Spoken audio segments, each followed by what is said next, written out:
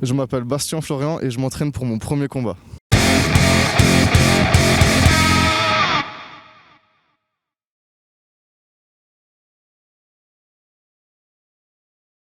Ben écoute, ma première semaine était, on va dire, pas top parce que du coup, j'avais pas une très bonne météo.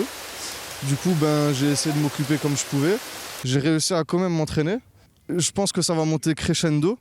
Pour l'instant, on a continué au rythme que j'avais toute l'année, un rythme qui est déjà quand même pas mal, un rythme qui est déjà bien soutenu.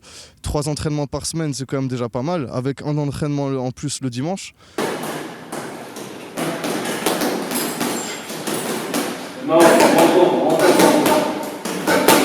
C'est le fait que ça me décompresse, ça me canalise, je vais là-bas, je lâche tout. Je suis quelqu'un qui a tendance à accumuler beaucoup de stress. J'ai même été assez impulsif.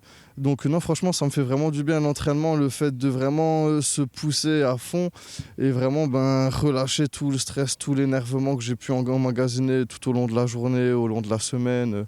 Pour moi, c'est vrai qu'au début, c'est difficile, mais une fois qu'on a pris le pli, ça devient limite une drogue en fait. Ça fait déjà 3 ans maintenant que je fais de la boxe et ça fait 3 ans que je fais des sacrifices au final.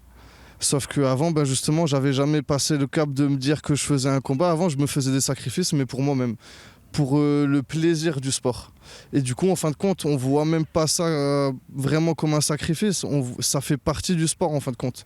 Si vous allez parler à un footballeur, c'est pas vraiment pour lui, je pense, un sacrifice d'aller sur un terrain de foot et de jouer.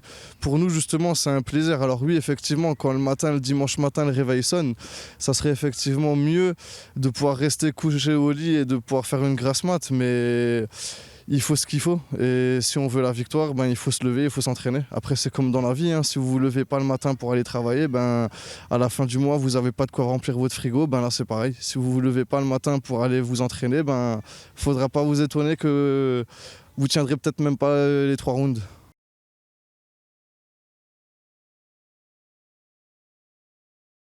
Je suis mécanicien automobile. Ça fait maintenant depuis l'âge de 16 ans que je fais de la mécanique. J'ai commencé la mécanique en apprentissage. J'ai obtenu un CAP, puis un bac pro dans la mécanique automobile. Actuellement, je suis en poste chez Renault, Renault à Elkirch, la concession. Ça fait maintenant 2 ans que je suis chez eux. Ça se passe très bien.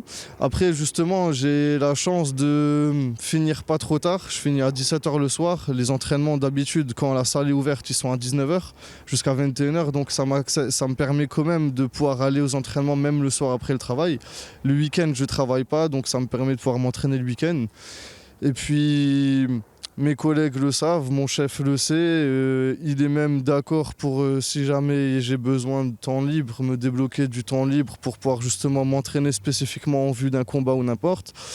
Lui-même est préparateur mental pour les jeunes qui font du sport. J'avais d'ailleurs en projet de discuter un peu avec lui justement de mon projet de faire un premier combat pour voir avec lui si éventuellement il aurait quelques conseils à me donner par rapport à ça. Parce qu'effectivement la préparation mentale parfois ça peut être quelque chose qu'on a tendance à mettre à côté, mais je pense que ça peut être quelque chose qui peut aussi jouer en la faveur. Si le mental est prêt, souvent le reste est prêt.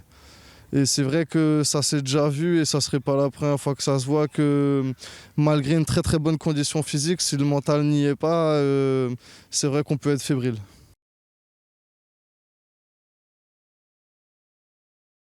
Je me suis trouvé une vraie passion et je me dis pourquoi pas maintenant aller au bout de cette passion. Alors, si j'avais un regret, c'est de ne pas avoir commencé plus tôt. Parce que je pense que ces questions-là ne seraient pas posées si effectivement je serais un peu plus dans la jeunesse de l'âge. Mais là, honnêtement, je me dis que s'il n'y a pas d'âge, si tu veux faire quelque chose, tu peux le faire. Il suffit d'être motivé et de me prouver. Oui, effectivement, j'ai aussi envie de me prouver à moi-même que malgré que je m'approche des 30 ans, je suis encore capable et qu'il n'y a pas de raison que j'y arrive pas.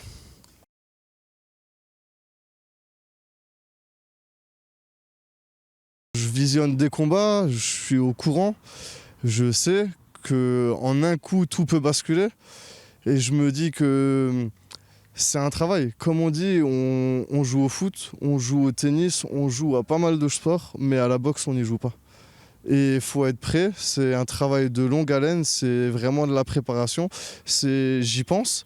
Et justement, je pense que vaut mieux y penser et garder justement cette espèce de peur, quitte à en faire une force, que de se dire non, moi je suis au-dessus de tout ça, et justement redescendre du nuage sur lequel on sera au moment où on se prendra justement ce coup-là, parce on s'y attendra pas et qu'on n'y sera même pas préparé.